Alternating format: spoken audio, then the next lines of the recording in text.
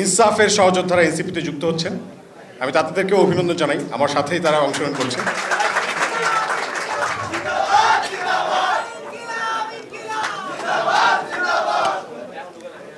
ধন্যবাদ।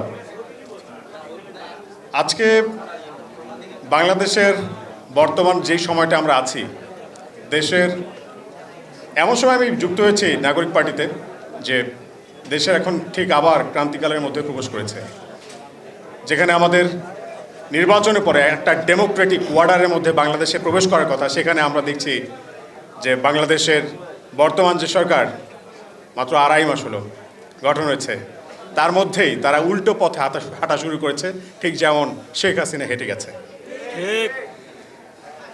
এই যে দেশের এখন একটা পরিস্থিতি, আপনারা প্রত্যেকেই জানেন যে দেশের জ্বালানি সংকট কি প্রখর অবস্থা ধারণ করেছে। আমাদের রাস্তা দিয়ে আপনারা হাঁটা শুরু করবেন, দেখবেন প্রত্যেকটা রাস্তার পাশে পাশে বাইকাররা দাঁড়িয়ে আছে, গাড়ি নিয়ে দাঁড়িয়ে আছে, লোকজন তেলের জন্য হাহাকার করতেছে, 2 থেকে 3 কিলোমিটার ধরে লাইন। কিন্তু বাংলাদেশের বর্তমানে মন্ত্রী পরিষদের সরকার দলীয় যে সকল মন্ত্রীদের আমরা দেখছি, তারা যেভাবে মিথ্যাচার করবে বলছে যে সব কিছু একদম ঠিক আছে, শস্য শ্যামলা সুজলা সুফলা বাংলাদেশ, বাতাবি লেবুর বাম্পার ফলনের মতো আবারও আমরা একই রকম কাহিনী দেখতে পাচ্ছি। তো এই যে একটা পরিস্থিতি, আমার মনে হয় এত সুন্দর করে গুছিয়ে ট্যালেন্টেড মিথ্যা কথা শেখ হাসিনা হয়তো বলতে পারতো কিনা আমি জানি না, তবে তারা যে পারছে, এটা আমাদের তাদেরকে অভিনন্দন জানাবো নাকি আমরা আসলে নিজেরা লজ্জিত হবো আমরা বুঝে উঠতে পারছি না। যে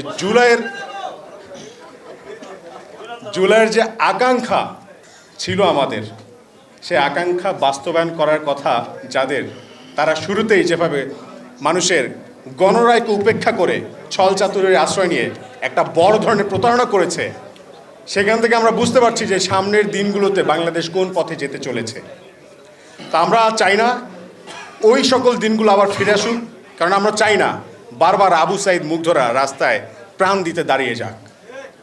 আমরা চাই প্রত্যেকটা মায়ের বুক ভরা থাকুক, তারা তাদের সন্তানের সাথে বাঁচুক। আমরা চাই না আমাদের কোনো ভাই হারাক, কোনো মা তার সন্তান হারাক। সেই সাথে আপনাদেরকে এটুকু বলতে চাই যে বাংলাদেশ আমাদের প্রত্যেকের দেশ।